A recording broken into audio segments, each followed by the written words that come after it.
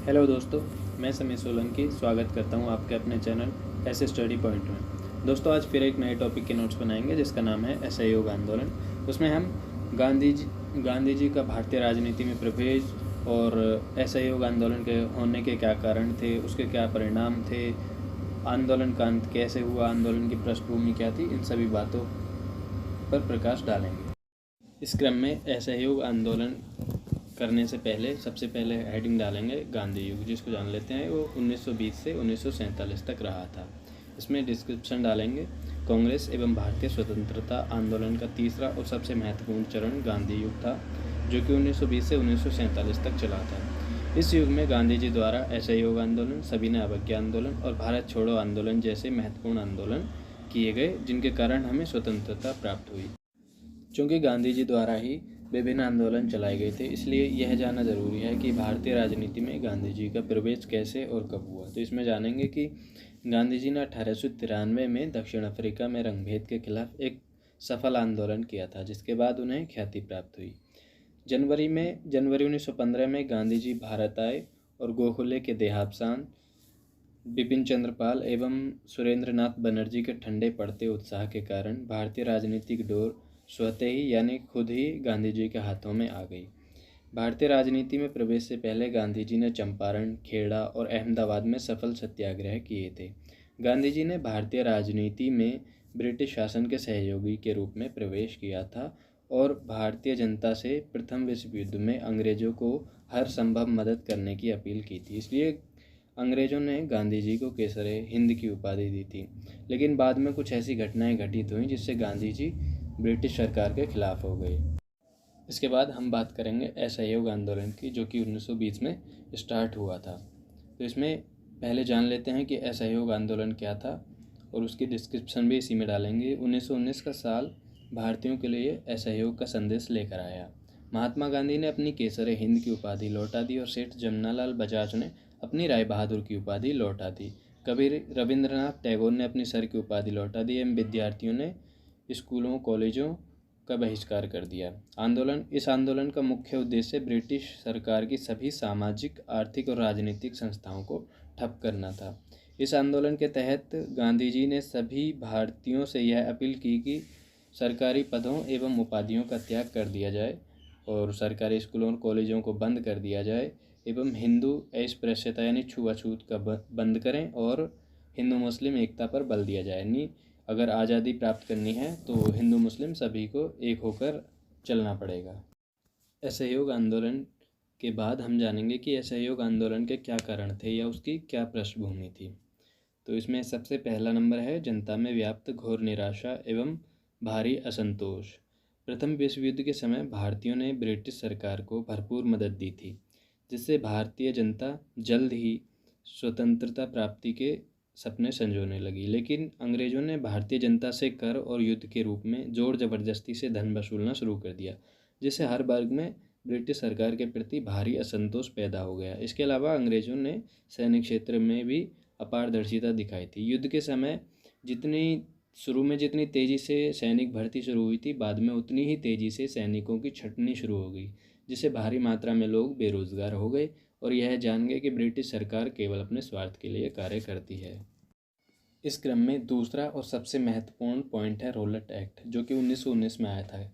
चूँकि इसके बाद ही संपूर्ण देश में विरोध प्रदर्शन शुरू हुए थे। तो इसमें है कि ब्रिटिश सरकार युद्ध के बाद भी दमनात्मक शक्तियों को अपने पास रखना चाहती थी। इसलिए आतंकवाद पर नियंत्रण रखने के नाम पर ब्रिटिश सरकार ने रोलेट एक्ट नाम का एक ऐसा कानून बनाया जिसके तहत शासन किसी भी व्यक्ति को केवल शक के आधार पर ही जेल में डाल सकती थी और जब तक चाहे उसे नज़रबंद भी रख सकती थी। इस कानून को जनता के भारी विरोध के बावजूद 18 मार्च 1919 को पारित किया गया था। मोतीलाल नेहरू ने इसके बारे में कहा था कि इस कानून ने अपील, वकील और दलील की व्यवस्था का अंत कर दिया है।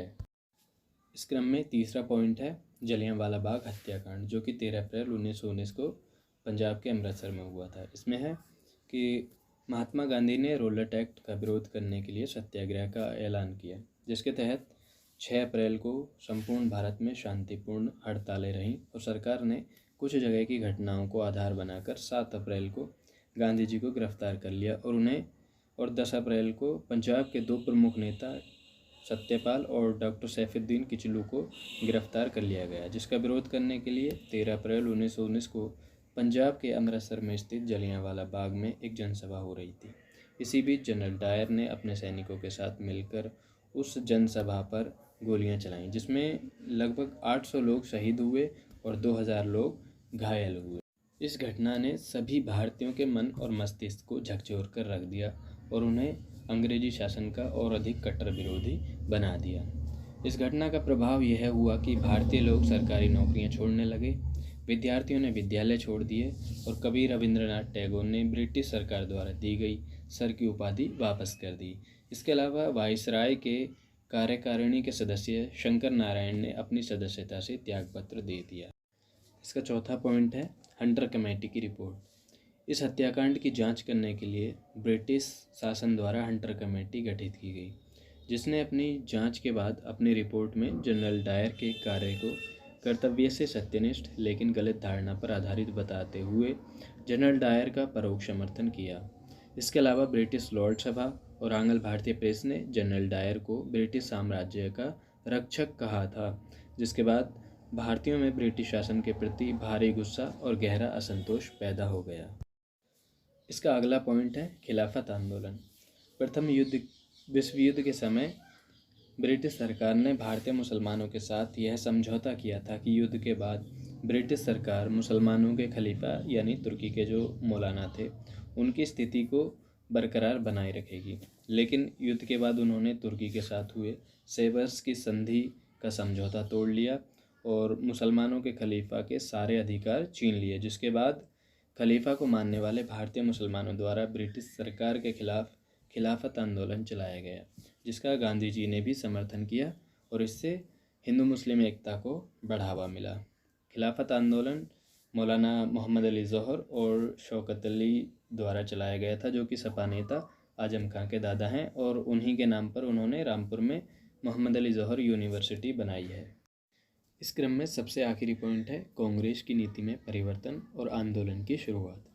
सितंबर 1920 में कलकत्ता अधिवेशन में महात्मा गांधी ने असहयोग आंदोलन का प्रस्ताव प्रस्तुत किया, जिसका सभापति लाला लाजपत राय और अन्य कुछ नेताओं ने भारी विरोध किया, लेकिन गांधी जी का यह प्रस्ताव भारी बहुमत से पास हो गया और इसके बाद दिसंबर 1920 में नागपुर अधिवेशन में यह प्रस्ताव दोबारा से पारित हो गया और गांधी जी को शांतिपूर्ण एवं अहिंसक आंदोलन करने के सारे अधिकार दे दिए गए और 1920 में यह आंदोलन शुरू हो गया।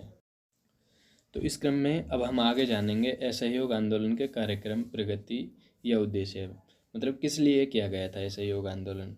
तो इसमें जानेंगे कि असहयोग आंदोलन का सबसे प्रमुख उद्देश्य ब्रिटिश सरकार की सभी सामाजिक, आर्थिक और राजनीतिक संस्थाओं को ठप करना था। इसके कार्यक्रमों के उद्देश्यों को निम्न प्रकार से बताया जा सकता है। नंबर 1, सभी सरकारी पदों और उपाधियों का त्याग करना। नंबर 2, सभी सरकारी तथा अर्ध सरकारी स्कूलों और कॉलेजों का बहिष्कार करना। नंबर 3, सरकारी अदालतों का बहिष्कार करना। नंबर 4, विदेशी माल का बहिष्कार करना। नंबर 5, सभी सरकारी उत्सवों और समारोहों का बहिष्कार करना। नंबर 6, राष्ट्रीय स्कूल और कॉलेजों की स्थापना करना। नंबर 7, निजी पंचायतों का उपयोग करना। नंबर 8, बड़े पैमाने पर स्वदेशी का प्रचार करना। नंबर 9, हाथकरघा और बुनाई उद्योग को प्रोत्साहित करना। नंबर 10, अस्पृश्यता का अंत करना और नंबर 11 है हिंदू मुस्लिम एकता को प्रोत्साहित करना। इसके बाद हम जानेंगे कि असहयोग आंदोलन का अंत किस तरह हुआ। तो इसमें सबसे पहले हेडिंग डालेंगे असहयोग आंदोलन का अंत और उसमें डालेंगे कि 5 फरवरी 1922 को गोरखपुर जिले के चोरी चौरा नामक ग्राम में जनता ने पुलिस की क्रूरता से तंग आकर थाने में आग लगा दी, जिसमें एक थानेदार और 21 सिपाही जलकर मर गए। अहिंसावादी होने के नाते गांधी जी हिंसा के इस रूप को सहन नहीं कर सके और इस घटना से दुखी होकर 11 फरवरी 1922 को गांधी जी ने असहयोग आंदोलन स्थगित कर दिया। 10 मार्च को गांधी जी गिरफ्तार कर लिए गए और उन्हें 6 साल की सज़ा हुई। इसके बाद मोतीलाल नेहरू, लाला लाजपत राय और नेताजी सुभाष चंद्र बोस जैसे नेताओं ने गांधी जी की तीखी आलोचना की थी। नेताजी सुभाष चंद्र बोस ने अपनी भावनाएं व्यक्त करते हुए कहा था कि ठीक उस समय जब जनता का उत्साह चरम उत्कर्ष पर था, उस समय वापस लौटने का आदेश देना राष्ट्रीय दुर्भाग्य से कम न था। इस आंदोलन के स्थगित होने से हिंदू मुस्लिम एकता पर भी विपरीत प्रभाव पड़ा था और इस तरह 11 फरवरी 1922 को असहयोग आंदोलन कुछ समय के लिए स्थगित हो गए। हालांकि बाद में यह आंदोलन दोबारा चला। इसके बाद हम लास्ट में आंदोलन की दुर्बलताएं या कमियां देख लेते हैं। तो इसमें है धर्म या राजनीति को बीच में लाना, उदाहरण के लिए हिंदू मुस्लिम एकता। तो इसी के साथ हमारा आज का टॉपिक ख़त्म होता है। अगले टॉपिक का इंतज़ार कीजिए। तब तक के लिए आप पढ़ते रहिए, खुश रहिए और स्वस्थ रहिए।